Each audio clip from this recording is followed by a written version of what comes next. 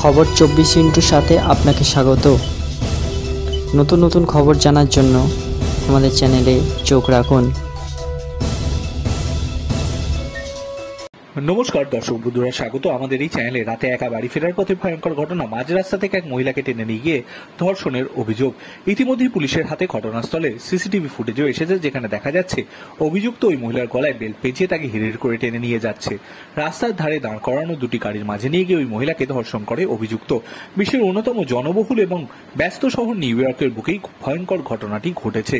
Police এখনো অবধি অভিযুক্তকে খুঁজে না পেলেও সম্প্রতি তাদের হাতে চাঞ্চল্যকর সিসিটিভি ফুটেজ এসেছে, যেখানে দেখা যাচ্ছে কিভাবে অভিযুক্ত ওই মহিলার উপর অতর্কিতে হামলা করে এবং তাকে ধর্ষণ করা হয়। জানা গিয়েছে ঘটনাটি ঘটেছে গত 1 মে রাত 3টের সময়। বছর 45-এর ওই মহিলা বাড়ি ফিরছিলেন, হঠাৎই তার সামনে এক ব্যক্তির উদয় হয়। মুখে সাদা কাপড় বাঁধা ওই ব্যক্তির পরিচয় জানা যায়নি। পুলিশের হাতে থাকা সিসিটিভি ফুটেজে দেখা গিয়েছে মহিলাকে কিছু একটা বলছেন অভিযুক্ত। ওই মহিলা কয়েক মুহূর্তের জন্য দাঁড়ালেও আবার নিজের পথে হাঁটতে থাকেন। এর মধ্যেই অভিযুক্ত কোমর থেকে বেল্ট খুলে মহিলার গলায় পেঁচিয়ে ধরে এবং জোরে তাতে টান দেয়। নিমেষে দম বন্ধ হয়ে আসায় ওই মহিলা টাল সামলাতে না পেরে মাটিতে পড়ে যান। এরপর অভিযুক্ত তাকে ফুটপাত ধরে হিড়হিড় করে টেনে নিয়ে যেতে শুরু করে।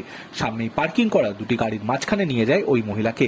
সেখানেই তাকে ধর্ষণ করে অভিযুক্ত। নির্যাতিতা বর্তমানে হাসপাতালে চিকিৎসাধীন রয়েছেন, তার অবস্থা স্থিতিশীল। তবে তিনি তদন্তে সহযোগিতা করতে চাইছেন না বলেই জানিয়েছে পুলিশ। Bureau report.